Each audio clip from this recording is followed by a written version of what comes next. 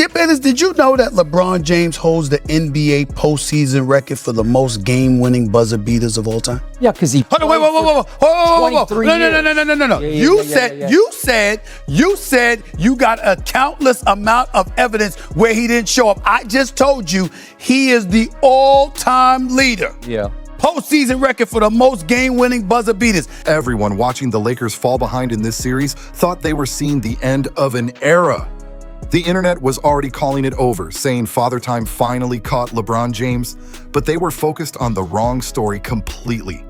Because while the scoreboard told one story, the 41-year-old running that offense was showing the exact thing NBA teams have quietly feared for years. In year 23, with the Lakers missing their two best healthy scoring options, LeBron didn't fade away. He unlocked another version of himself that the league hoped would never show up again. He didn't just survive the pressure, he turned back into the nightmare matchup executives spent a decade trying to solve. But to understand how this happened, you gotta look at what this season was originally supposed to be. For the first time in over 2 decades, LeBron James wasn't the guy anymore. He wasn't the #1 option. He wasn't even the second. The Lakers built the roster around a younger franchise centerpiece, while another creator handled a huge chunk of the offense beside him. LeBron became the connector, the glue guy, the do-everything weapon filling every crack on the floor. One possession he was firing laser passes from the post, the next he was setting screens, rolling hard, cutting inside, and taking advantage of the attention younger stars created for him. And the scary part? It worked perfectly. He averaged 21 points, 7 assists, and 6 rebounds while shooting over 50% from the field.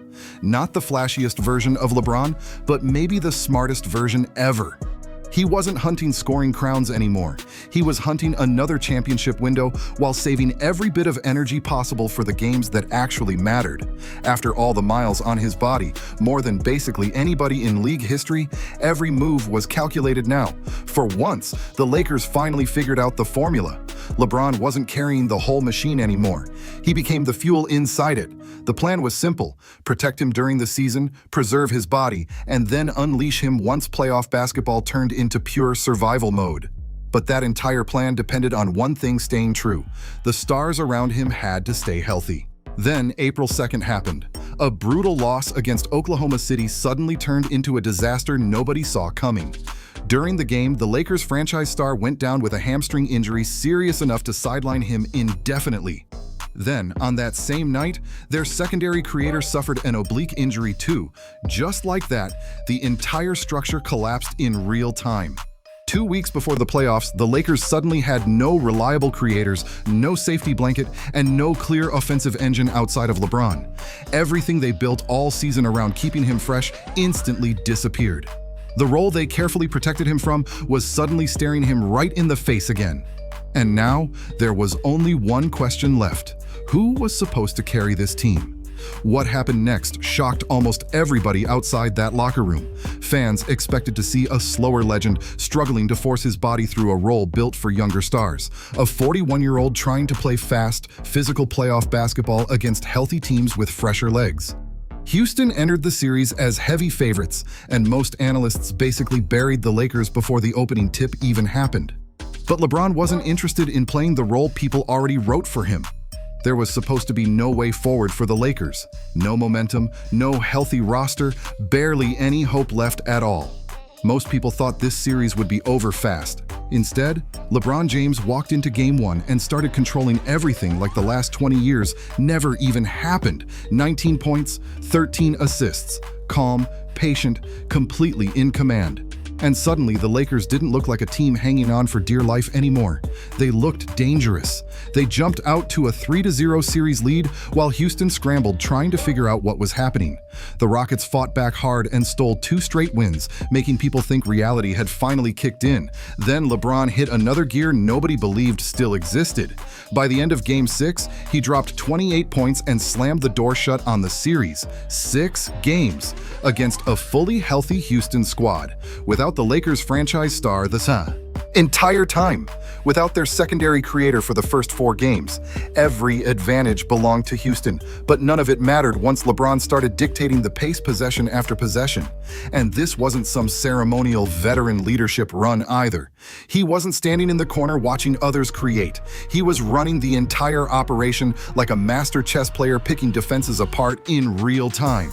Then came the history. LeBron passed 12,000 career assists and became the only forward in NBA history to reach that number. The list he joined had only 3 names before him, and every single one was an all-time legendary point guard. That's the company he stepped into while still carrying playoff offenses at 41 years old. At the same time, he kept extending records that already looked untouchable. Most playoff games ever played, most postseason points ever scored. The same player who entered this season as a third option suddenly reminded everybody that he's still sitting at the top of basketball's biggest statistical mountains. Think about how wild that sounds for a second. The all-time leading scorer in regular season history. The all-time leading scorer in playoff history, one of only 4 players ever to hit 12,000 assists. And somehow people were still acting shocked when he took over a playoff series. That's why the biggest question around the league basically answered itself. How does a 41-year-old on his 3rd franchise beat a younger, healthier Houston team in 6 games while missing his 2 best teammates? Because the version of LeBron everyone thought was gone never actually disappeared. The NBA spent years convincing itself that LeBron the Engine was over, that he had evolved into a support piece, a connector, a smart veteran managing his minutes. But this postseason exposed something terrifying for the rest of the league. It was never gone. It was just waiting for the right moment to switch back on. Then came Oklahoma City. And that's where things got ugly fast. The Thunder weren't just another playoff team. They were the defending champions, undefeated in the postseason and completely dominant against the Lakers all season long. Every matchup had ended the same way, with Oklahoma City overwhelming teams like a machine built in a lab, fast, ruthless, relentless. Game 1, LeBron dropped 27 points and kept the Lakers fighting deep into the game. Then the third quarter arrived and everything collapsed. Oklahoma City exploded, ripped control away, and suddenly the game was over before most fans could process what happened. Game 2 felt different at first. LeBron put up 23 points, 6 assists, and 3 steals while the Lakers grabbed a halftime lead. For a moment, it looked like they finally cracked the code. Then the third quarter hit again. The Thunder buried them with another avalanche run and walked away in control of the series. Game 3 back in Los Angeles followed the exact same script. Close game early, tension building, crowd alive, then Oklahoma City snapped the game open and stormed out of Crypto.com Arena with a crushing 23-point win. Now the Lakers are staring directly at elimination against a Thunder team that has never lost a playoff series after taking a 2-game lead. The Thunder look unstoppable right now. Undefeated in the postseason, blowing through teams like pressure doesn't even exist anymore. They move like a machine that already expects to win before the game even starts. But if you really watch this series closely, there's another story hiding underneath those losses. Look at what LeBron is actually doing possession after possession. Every read, every pass, every late clock decision. At 41 years old, he's trying to carry the scoring load, run the offense, control the tempo, create for teammates, and anchor the defense all at the same time against the deepest defensive team in basketball. That's not normal. That's ridiculous. And honestly, this is the version of LeBron the rest of the NBA never wanted to deal with again. Not the low-maintenance veteran fitting into a system. Not the smart role player conserving energy and picking his moments. The full version is back. The version that controls every possession like he's holding the remote to the entire game.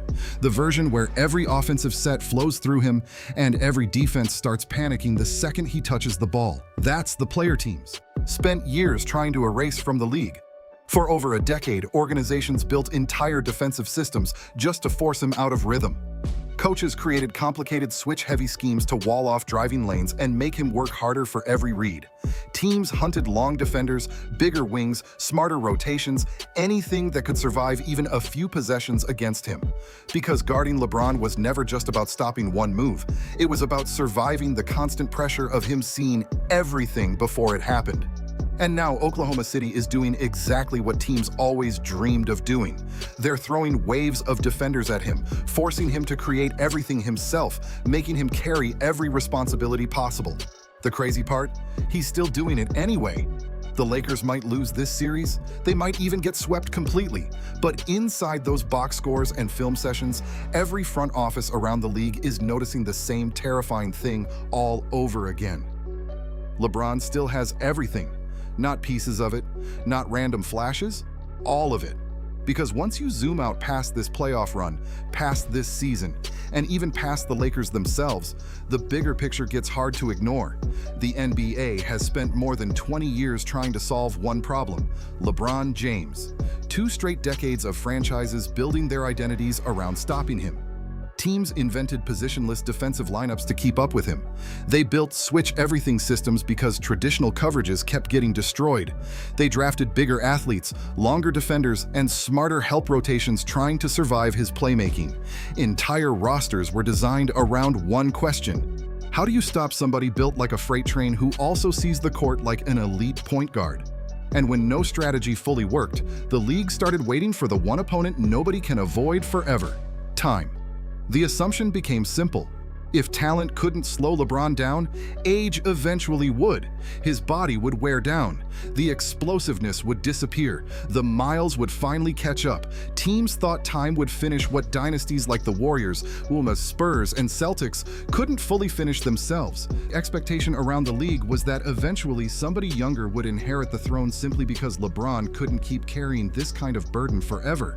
But there was always one fear executives never wanted to admit out loud. What if the engine never really stopped? The real fear around the league was never just about LeBron lasting a long time. It was deeper than that. Teams were terrified that he would actually figure out how to outsmart time itself, that he would simplify his game, manage his body perfectly, and protect his basketball IQ so well that one day, when the moment demanded it, he could still reach back and unlock the old version of himself again. Not flashes of it, not small moments, the full version. And that's exactly what this series feels like. What makes it so wild isn't that the Lakers are dominating, they're losing. But even inside those losses, LeBron is playing at a level that makes one thing painfully obvious: he is not the reason this team is falling behind. At 41 years old, in his 19th playoff appearance, tied for the most postseason trips in NBA history, LeBron is still putting up true #1 option production against the toughest defense in basketball. And he's doing it on a roster missing its 2 biggest offensive weapons. These aren't good for his age numbers either. These are real superstar playoff numbers, the kind that would have fans losing their minds if a 28-year-old superstar was doing it right now. Every possession, he's reading the floor faster than everyone else, solving problems before defenders even realize what's happening. The scary part is that he's the only player in the series consistently finding answers, but the roster around him can't always capitalize on what he's creating. Then you stack the legacy on top of all of it. LeBron is already the all-time leading scorer in regular season history. He's also the all-time leading scorer in playoff history. He's the only player ever to reach at least 10,000 points, 10,000 rebounds, and 10,000 assists in a career. Nobody else has touched that combination.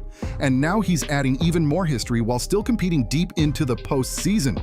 He recently joined one of the most exclusive passing groups basketball has ever seen, becoming one of only a handful of players to hit 12,000 career assists. A 6'9" forward standing beside legendary point guards in a category that was never supposed to belong to someone built like him. That's what makes this entire moment feel different. Every major record connected to longevity already belongs to LeBron, and somehow he's still adding chapters while younger stars are supposed to be taking over the league. Whether the Lakers survive this series or not, the NBA just got the answer to a question executives, coaches, and fans have quietly wondered about for years. The version of LeBron James they feared most never truly disappeared. He was waiting. A 41-year-old player in his 23rd season just reminded the basketball world that the version of himself teams spent a decade game planning for is still closer than anybody realized. This isn't some feel-good farewell tour or nostalgia story. This is a warning shot to the entire league. For over 20 years, franchises tried everything possible to stop LeBron at his peak, and now he's showing everybody that peak still hasn't vanished completely. So now the question gets even bigger. Was this the final glimpse of that version of LeBron? Or does the NBA still have another chapter to survive? Drop your thoughts in the comments. Hit the like button if you think LeBron just reminded the league who he really is, and subscribe for more breakdowns like this.